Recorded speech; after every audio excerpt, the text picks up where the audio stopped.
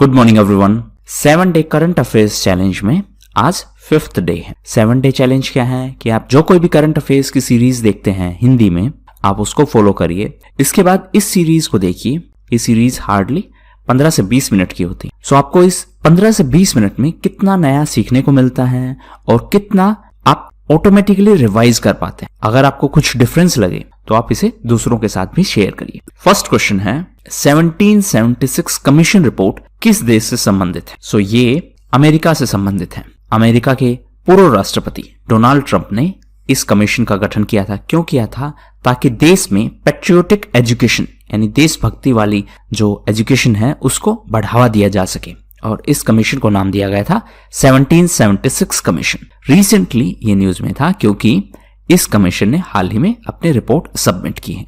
US के नए राष्ट्रपति हैं जो बाइडेन। इसके अलावा यानी इस रिपोर्ट के 3 मेन पॉइंट्स के अलावा पहला पॉइंट है कि ये ट्रंप ने कमीशन सेट किया था पैट्रियोटिक एजुकेशन को बढ़ावा देने के लिए। हाल ही में इस कमीशन ने अपनी रिपोर्ट सबमिट की। इसके अलावा रिसेंटली यूएस से इसलिए भी न्यूज में था क्योंकि यूएस ने सूडान को टेरर स्पॉन्सर लिस्ट से बाहर कर दिया। यानी अब अमेरिका के हिसाब से सूडान एक आतंक को बढ़ावा देने वाला देश नहीं है, यानी वो अब आतंकवाद को बढ़ावा नहीं देता। जबकि हाल ही में क्यूबा को उन्होंने टेरर स्पॉन्सर की लिस्ट में शामिल किया है, यानी क्यूबा अब अमेरिका के हिसाब से आतंकवाद को बढ़ावा देता। इसके अलावा यूएसए ने हाल ही में टर्की पर भी प्रतिबंध लगाए हैं। क्यों? क्योंकि टर्की ने रशिया से S-400 मिसाइल डिफेंस सिस्टम खरीदे हैं। हाल ही में रशिया इसलिए न्यूज में था क्योंकि उन्होंने ओपन स्काईज ट्रीटी को छोड़ दिया है। टर्की पर सैंक्शंस लगाने के लिए उन्होंने कात्सा के तहत सैंक्शंस लगाए हैं। कात्सा क्या है? Countering American adversaries through sanctions act, यानी कि अमेरिका के जो दुश्मन देश हैं उन पर इस कानून के तहत प्रतिबंध लगाए जाते। नेक्स्ट क्वेश्चन है मेघालय, मणिपुर और त्रिपुरा का स्टेटहुड डे किस दिन मनाया जाता है? स्टेटहुड डे यानी कि किस दिन ये 3 राज्य पूर्ण रूप से नए राज्य बने थे। सो ये दिन है 21 जनवरी का। 21 जनवरी 1971 में ये 3 फुल फ्लेज्ड स्टेट्स बने थे और ये बनाए गए थे north east region reorganisation act के हिसाब से। ये एक्ट 1971 का एक्ट। सो इस एक्ट के हिसाब से मेघालय, मणिपुर और त्रिपुरा 3 नए राज्य बने थे 21 जनवरी 1972 को। और उसी टाइम पर मिजोरम और अरुणाचल प्रदेश यूनियन टेरिटरीज बने थे, जो कि बाद में 1987 में फुल फ्लेज्ड स्टेट्स बने। सो 21 जनवरी इनका स्टेटहुड डे था। जबकि 24 जनवरी को नेशनल गर्ल चाइल्ड डे के तौर पर मनाया गया। एक और इंपॉर्टेंट बात, 24 जनवरी के दिन यानी नेशनल गर्ल चाइल्ड डे के दिन उत्तराखंड में सृष्टि गोस्वामी एक दिन की चीफ मिनिस्टर बनी थी। कौन से राज्य में? उत्तराखंड में। उत्तराखंड के प्रेजेंट चीफ मिनिस्टर हैं त्रिवेंद्र सिंह रावत। नेक्स्ट क्वेश्चन है हॉक आई प्लेटफॉर्म किस संस्था से संबंधित है? सो ये HAL से संबंधित है। HAL क्या है? Hindustan aeronautics limited. So recently SAW यानी स्मार्ट एंटी एयरफील्ड वेपन है, उसको इस हॉक आई एयरक्राफ्ट से टेस्ट किया गया। ये हॉक आई एयरक्राफ्ट है वो HAL का है, जबकि SAW यानी स्मार्ट एंटी एयरफील्ड वेपन है उसे इंडिजीनियसली तैयार किया है DRDO ने। DRDO क्या है? Defence research and development organisation. Indigenous का मतलब है अपने ही देश में इसे तैयार किया गया है। DRDO हर साल 1 जनवरी को DRDO डे के तौर पर मनाता है, यानी इस दिन इसकी स्थापना हुई थी। हाल ही में DRDO इसलिए भी न्यूज में था क्योंकि उन्होंने रक्षिता नाम की बाइक एम्बुलेंस तैयार की है और ये बाइक एम्बुलेंस CRPF को दी गई है। CRPF क्या है? Central reserve police force. So ये CAPF का एक पार्ट है। CAPF है सेंट्रल आर्म्ड पुलिस फोर्स और सभी CAPF MHA के अंडर में है। MHA यानी मिनिस्ट्री ऑफ होम अफेयर्स, गृह मंत्रालय। हाल ही में CAPF के लिए एक नई हेल्थ स्कीम लॉन्च की गई है और ये लॉन्च की गृह मंत्री अमित शाह ने। इस हेल्थ स्कीम का नाम है आयुष्मान CAPF। सो ये आयुष्मान भारत के लाइंस पर ये स्कीम लॉन्च की गई है। DRDO और HAL की बात करें तो ये दोनों ही मिनिस्ट्री ऑफ डिफेंस के अंडर में है और प्रेजेंट डिफेंस मिनिस्टर हैं mister Rajnath Singh. Next question है मास्कराड 2021 किस संस्था की एक पहल है? सो ये FICCI की एक पहल है, यानी फिक्की की एक पहल है। फिक्की क्या है? Federation of Indian chambers of commerce and industry. So ये इवेंट फिक्की ने ऑर्गेनाइज करवाई। क्यों ऑर्गेनाइज करवाई? ताकि स्मगलिंग किए हुए गुड्स और फेक गुड्स के ट्रेड को रोका जा सके, यानी उनके व्यापार को रोका जा सके। और इस इवेंट का inauguration union health minister doctor Harshvardhan ने किया। डॉक्टर हर्षवर्धन इसलिए भी न्यूज में थे क्योंकि हाल ही में WHO के एग्जीक्यूटिव बोर्ड का जो सेशन हुआ था उसे इंडिया ने चेयर किया था और इंडियन साइड से डॉक्टर हर्षवर्धन ने इस सेशन को चेयर किया था। रिसेंटली WHO इसलिए भी न्यूज में था क्योंकि यूएसए ने यानी यूएस के नए प्रेसिडेंट जो बाइडेन ने दोबारा से WHO ज्वाइन करने का निर्णय लिया है। इससे पहले यूएस के जो राष्ट्रपति थे डोनाल्ड ट्रंप, उन्होंने WHO को छोड़ दिया था। फिक्की की बात करें तो इसके जो प्रेसिडेंट है वो है मिस्टर उदय शंकर और ये एक नॉन गवर्नमेंटल ट्रेड ऑर्गेनाइजेशन है। इसकी स्थापना 1927 में हुई थी और इसके संस्थापक थे घनश्याम दास बिरला और पुरुषोत्तम दास ठाकुरदास। उन्होंने महात्मा गांधी जी की राय पर ये फिक्की की स्थापना की थी और इसका मुख्यालय नई दिल्ली में स्थित है। महात्मा गांधी जी जब अफ्रीका से भारत आए थे तो उस दिन को यानी 9 जनवरी को प्रवासी भारतीय दिवस के तौर पर मनाया जाता और इस बार के प्रवासी भारतीय दिवस में सूरीनाम के राष्ट्रपति ने चीफ गेस्ट के तौर पर एड्रेस किया था। नेक्स्ट क्वेश्चन है, हाल ही में कॉर्पोरेट डेटर्स से संबंधित बिडर्स को प्रोटेक्ट करने के लिए सुप्रीम कोर्ट ने किस कानून को वैलिडिटी दी है? सो ये सेक्शन 32A है। ये इंसॉल्वेंसी एंड बैंक्रप्सी कोड का एक सेक्शन है।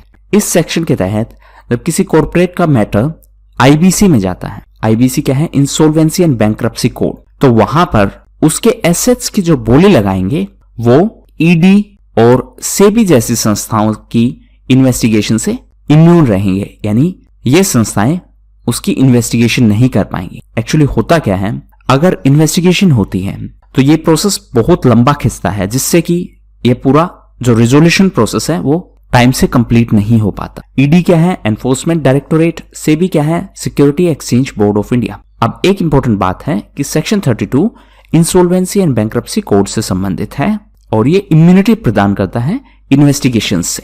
नेक्स्ट क्वेश्चन है, बेस्ट कार्बन कैप्चर टेक्नोलॉजी के लिए हाल ही में किस पर्सनैलिटी ने $100 मिलियन देने की घोषणा की है? हाल ही में टेस्ला के चीफ एलोन मस्क ने बेस्ट कार्बन कैप्चर टेक्नोलॉजी को फाइंड करने वाले को $100 मिलियन देने की घोषणा की है। अब कार्बन कैप्चर टेक्नोलॉजी क्या है? इलेक्ट्रिसिटी जनरेशन का जो प्रोसेस है यानी बिजली बनाने का जो प्रोसेस है और डिफरेंट इंडस्ट्रीज से कार्बन डाइऑक्साइड एमिट होती है, कार्बन डाइऑक्साइड निकलती है और ये ग्लोबल वार्मिंग का एक मेजर कारण है। यानी कार्बन डाइऑक्साइड ग्लोबल वार्मिंग का एक मेजर कारण। ग्लोबल वार्मिंग क्या है? यानी कि धरती का जो टेम्परेचर है वो इंक्रीज होता है, तो इसके लिए जो CO2 एमिट होती हैं यानी जो CO2 निकलती हैं उसको कैप्चर किया जाएगा और उसको एक जगह पर स्टोर कर दिया जाएगा ताकि उसका एनवायरनमेंट पर असर ना पड़े। यह किया जाता है डिफरेंट कार्बन कैप्चर टेक्नोलॉजीज की मदद से। इस कंटेक्स्ट में एक और टर्म है CCS, carbon capture and storage. Elon Musk की बात करें तो वो SpaceX और टेस्ला के चीफ हैं। हाल ही में वो दुनिया के सबसे रिचेस्ट इंसान बने हैं। उन्होंने अमेजोन के जेफ बेजोस को पीछे छोड़ दिया है। रिसेंटली अमेजोन इसलिए भी न्यूज में था क्योंकि अमेजोन वेब सर्विस ने ministry of electronics and information technology के साथ पार्टनरशिप किया है। क्यों? ताकि दोनों मिलकर एक क्वांटम लैब बना सके। नेक्स्ट क्वेश्चन है, ऑनलाइन न्यूज कंटेंट के डिजिटल कॉपीराइट पेमेंट के लिए हाल ही में किस कंपनी ने फ्रेंच पब्लिशर्स के साथ पार्टनरशिप की है?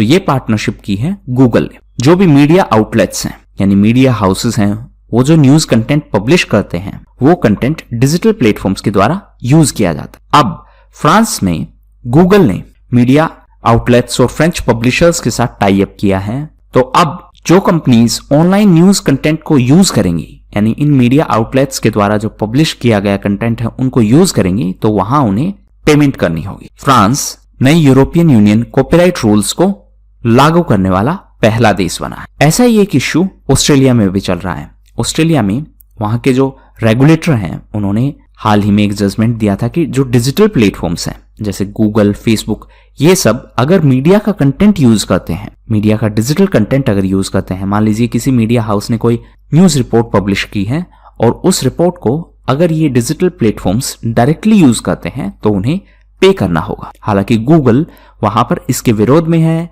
और गूगल ने इनफैक्ट ये भी कहा है कि अगर उन्हें पे करना पड़ा तो वो ऑस्ट्रेलिया में सर्च सर्विसेज बंद कर दें। गूगल की जो पेरेंट कंपनी है वो है अल्फाबेट। हाल ही में ये इसलिए भी न्यूज में था क्योंकि अल्फाबेट ने अनाउंस किया कि वो प्रोजेक्ट लून बंद करने वाले हैं। प्रोजेक्ट लून क्या है? प्रोजेक्ट लून गूगल का एक प्रोजेक्ट था जिसके तहत वो गुब्बारों की मदद से रिमोट एरियाज में, यानी जो एरियाज प्रॉपरली कनेक्टेड नहीं है, वहां पर इंटरनेट कनेक्टिविटी प्रदान करना। लेकिन गूगल अब इस प्रोजेक्ट को बंद करने वाला। ऑस्ट्रेलिया की बात करें तो ऑस्ट्रेलिया एक और रिपोर्ट के कारण न्यूज में था। यह है ब्रेटन रिपोर्ट। ये वॉर क्राइम से रिलेटेड है। इस रिपोर्ट के हिसाब से एडीएफ यानी ऑस्ट्रेलियन डिफेंस फोर्सेस के जो सैनिक थे उन्होंने अफगानिस्तान में वॉर क्राइम्स कमिट किए। नेक्स्ट क्वेश्चन है, हाल ही में the new normal and safety and healthy tourism theme के तहत कौन सी मीटिंग आयोजित करवाई गई? सो ये थी ACD की मीटिंग यानी एशिया कोऑपरेशन डायलॉग की मिनिस्ट्रियल मीटिंग, और ये 17th मीटिंग थी। इसका थीम था the new normal and safety and healthy tourism. Tourism की बात करें तो हर साल 27 सितंबर को टूरिज्म डे मनाया जाता है, और इसके लिए हमारे पास है WTO यानी वर्ल्ड टूरिज्म ऑर्गेनाइजेशन। एक और WTO है world trade organisation. World tourism organisation का जो मुख्यालय है वो स्पेन में है। स्पेन की राजधानी है मैड्रिड। रिसेंटली स्पेन इसलिए भी न्यूज में था क्योंकि ये COP25 का होस्ट। COP25 यानी कॉन्फ्रेंस ऑफ पार्टीज नंबर 25। ये United nation framework convention on climate change से संबंधित है। और जो COP25 हुई थी वो स्पेन में हुई थी, चिले गवर्नमेंट की अध्यक्षता में। COP26 है वो यूके में होनी है, यूके के ग्लासगो में। यूके इस बार G7 समिट का भी होस्ट है, और इसके लिए हाल ही में इन्होंने इंडिया को भी इनवाइट किया है। इसके अलावा COP21 भी न्यूज में थी। COP21 के कारण ही पेरिस एग्रीमेंट साइन किया गया था, और जब यूएस के राष्ट्रपति डोनाल्ड ट्रंप थे तब उन्होंने घोषणा की थी कि वो पेरिस एग्रीमेंट से बाहर हो रहे हैं। हालांकि अब यूएस के जो नए राष्ट्रपति आए हैं उन्होंने इसे वापस से ज्वाइन करने का निर्णय लिया। नेक्स्ट क्वेश्चन है, हाल ही में किन एजेंसीज ने Asia and Pacific regional overview of food security and nutrition report जारी की है? सो ये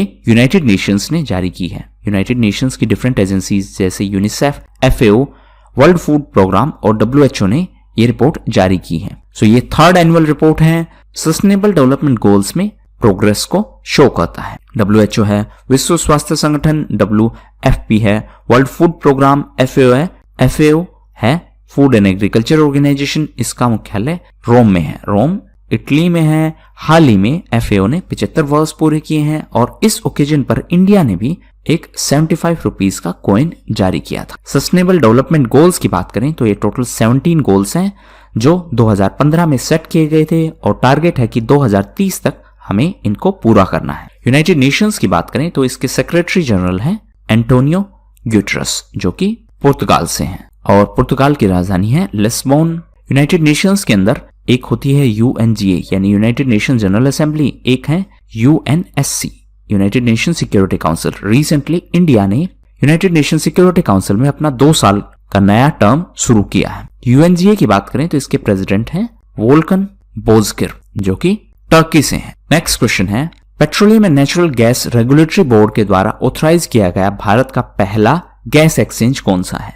ये है IGX का मतलब है इंडिया गैस एक्सचेंज। IEX की एक सब्सिडरी है। IEX क्या है? Indian energy exchange.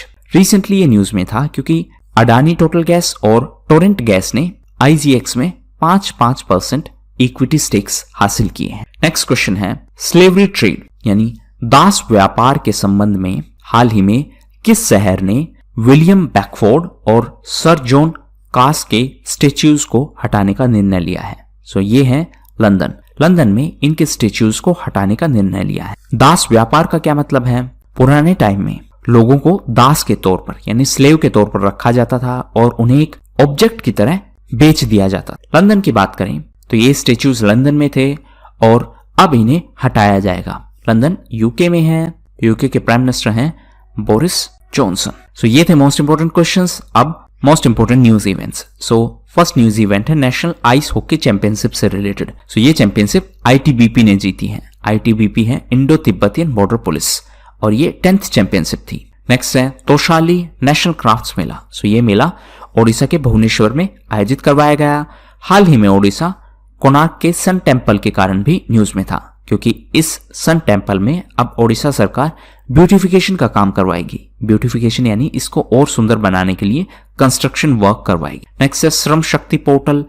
हाल ही में tribal affairs minister Arjun Munda ने इसे लॉन्च किया है। ये गोवा सरकार और मिनिस्ट्री ऑफ ट्राइबल अफेयर्स की एक पहल है। इस पहल के तहत माइग्रेंट वर्कर्स के लिए ये पोर्टल लॉन्च किया गया है। पोर्टल का नाम है श्रम शक्ति और ये पोर्टल इसलिए लॉन्च किया गया है ताकि माइग्रेंट वर्कर्स हैं वो केंद्र सरकार और राज्य सरकारों द्वारा जो डिफरेंट स्कीम्स चलाई जाती हैं उनका फायदा ले सकें। नेक्स्ट है श्याम श्रीनिवासन। सो recently mister Shyam Srinivasan business standard banker of the year के तौर पर चुने गए हैं। नेक्स्ट है वेहरू ब्रिज। सो ये मेघालय में इनोग्रेट किया गया। मेघालय के मुख्यमंत्री हैं कोनराड संगमा, हाल ही में उन्होंने इसको इनोग्रेट किया है और ये इंडिया का लॉन्गेस्ट रोड आर्च ब्रिज है।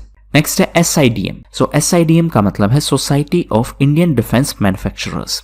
इसका मेन पर्पस है कि जो डिफेंस इक्विपमेंट्स हैं वो ज्यादा से ज्यादा अपने ही देश में बनाए जाएं, ना कि बाहर से इंपोर्ट करें। सो रिसेंटली इंडियन आर्मी और SIDM ने एक मेमोरेंडम ऑफ अंडरस्टैंडिंग साइन किया है। ये स्पेशल इसलिए है क्योंकि CII और इंडियन आर्मी को कोलैबोरेट करते हुए टोटल 25 वर्ष हो गए। नेक्स्ट है इन्फेक्शियस डिजीज। सो हाल ही में वर्ल्ड इकोनॉमिक फोरम ने ग्लोबल रिस्क रिपोर्ट जारी की है। ये 16th रिपोर्ट थी। इस रिपोर्ट के हिसाब से टॉप रिस्क इंपैक्ट के मामले में इन्फेक्शियस डिजीज टॉप रिस्क है, यानी असर इसका सबसे ज्यादा है। ये सबसे बड़ा रिस्क है असर के हिसाब से। और लाइवलीहुड यानी रोजगार पर असर करने वाला सबसे बड़ा रिस्क है एक्सट्रीम वेदर। नेक्स्ट है Jayant Khobragade. Next Jayant Khobragade. So recently mister Jayant Khobragade को आसियान में इंडिया का नया एम्बेसडर नियुक्त किया गया है।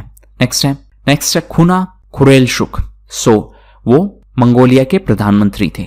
हाल ही में उन्होंने इस्तीफा दे दिया है। मंगोलिया की राजधानी है उलान बतार। मंगोलिया गोबी डेजर्ट के कारण भी न्यूज में था। नेक्स्ट है इंडिया अफ्रीका ट्रेड काउंसिल 2021। सो ये काउंसिल चेन्नई में हुई, चेन्नई तमिलनाडु में है। नेक्स्ट निखिल श्रीवास्तव। सो वो एक यंग मैथमेटिशियन है। हाल ही में उन्हें 2021 के Michael and Sheila Held prize के लिए चुना गया। सो ये थे मोस्ट इंपोर्टेंट इवेंट्स। अब कल के टेस्ट क्वेश्चंस। सो चिंतन बैठक है, ये मिनिस्ट्री ऑफ पोर्ट्स शिपिंग से संबंधित है। सो इस मिनिस्ट्री का पूरा नाम है ministry of ports shipping and waterways. Shaheen 3 Pakistan की एक बैलिस्टिक मिसाइल है। Cotton corporation of India textile ministry के अंडर में है। पहले खेलो India Zanskar winter sports festival है, ये लद्दाख में आयोजित करवाए गए। और जो साइंस एंड टेक्नोलॉजी मिनिस्ट्री का OTT चैनल है, ओवर द टॉप चैनल है, इसका नाम है इंडिया साइंस। हाल ही में ये इसलिए न्यूज में था क्योंकि इसको 2 वर्ष पूरे हुए हैं। नेक्स्ट है हाल ही में किस राज्य सरकार ने घर घर जाकर राशन सप्लाई करने की पहल शुरू की है? तो ये आंध्र प्रदेश है। नेक्स्ट क्वेश्चन है कौन सी स्पीसीज विलुप्त होने की कगार पर है? ये स्पीसीज नॉर्थ अमेरिका में पाई जाती है कॉमनली और ये है वेस्टर्न मोनार्क बटरफ्लाई। नेक्स्ट है पहला वर्चुअल एक्सपो किस सेक्टर से संबंधित था? सो ये फूड प्रोसेसिंग से संबंधित। ये 2021 का रिसर्च एंड डेवलपमेंट में पहला वर्चुअल फूड एक्सपो था। नेक्स्ट क्वेश्चन है कि ऑटोमोबाइल फ्यूल का नाम क्या है जिसमें 20% इथेनॉल है और 80% गैसोलीन है? सो ये है E20 फ्यूल। शिनकानसेन क्या है? ये हाई स्पीड ट्रेन है। कुसकुस क्या है? ये किस एरिया का स्टेपल फूड है? सो ये है नॉर्थ अफ्रीका का स्टेपल फूड। हाल ही में इसे यूनेस्को कल्चरल हेरिटेज की लिस्ट में शामिल किया गया है। इसके अलावा सिंगापुर का हॉकर कल्चर है, उसको भी इस लिस्ट में शामिल किया गया है। लास्ट क्वेश्चन है किस देश ने पेरिस क्लाइमेट डील को वापस से ज्वाइन करने का निर्णय लिया है? सो ये है USA। अब आज के टेस्ट क्वेश्चंस। सो किस सैटेलाइट के टेलीस्कोप की मदद से हाल ही में साइंटिस्ट ने हॉट UV स्टार्स देखे हैं? नेक्स्ट नामरूप जो हाल ही में एक यूरिया प्लांट के कारण न्यूज में था, वो किस राज्य में स्थित है? नेक्स्ट है नासा ने हाल ही में अबेल 370 की पिक्चर्स रिलीज की है, ये क्या है? नेक्स्ट क्वेश्चन है SIDM किस टाइप की एक सोसाइटी है? ये कॉन्स्टिट्यूशनल बॉडी है, स्टेट्यूटरी बॉडी है, नॉट फॉर प्रॉफिट बॉडी है, ये किस टाइप की एक ऑर्गेनाइजेशन है? नेक्स्ट क्वेश्चन है मिनिस्ट्री ऑफ इलेक्ट्रॉनिक्स और इंफॉर्मेशन टेक्नोलॉजी ने किस कंपनी के साथ टाई अप किया है क्वांटम कंप्यूटिंग एप्लीकेशंस लैब के लिए? नेक्स्ट क्वेश्चन है वर्ल्ड इकोनॉमिक फोरम ने हाल ही में ग्लोबल रिस्क रिपोर्ट जारी की है। इस रिस्क रिपोर्ट के हिसाब से टॉप रिस्क बाय इंपैक्ट में फर्स्ट पोजीशन किसकी है? नेक्स्ट क्वेश्चन है संवाद कॉन्फ्रेंस भारत और किस देश के बीच हुआ? नेक्स्ट क्वेश्चन है DDC यानी डिस्ट्रिक्ट डेवलपमेंट काउंसिल किस राज्य या यूनियन टेरिटरी से संबंधित है? नेक्स्ट क्वेश्चन है HWT यानी हाइपरसोनिक विंड टनल है, जो कि भारत का पहला हाइपरसोनिक विंड टनल है। ये फैसिलिटी कहां यानी किस शहर में शुरू की गई? नेक्स्ट क्वेश्चन है कलारी पाइटू किस राज्य से संबंधित है? और लास्ट क्वेश्चन है हाल ही में किस इंडियन मैथमेटिशियन को 2021 के Michael and Sheila Held prize के लिए सेलेक्ट किया गया? सो ये थे आज के क्वेश्चंस। Thank you.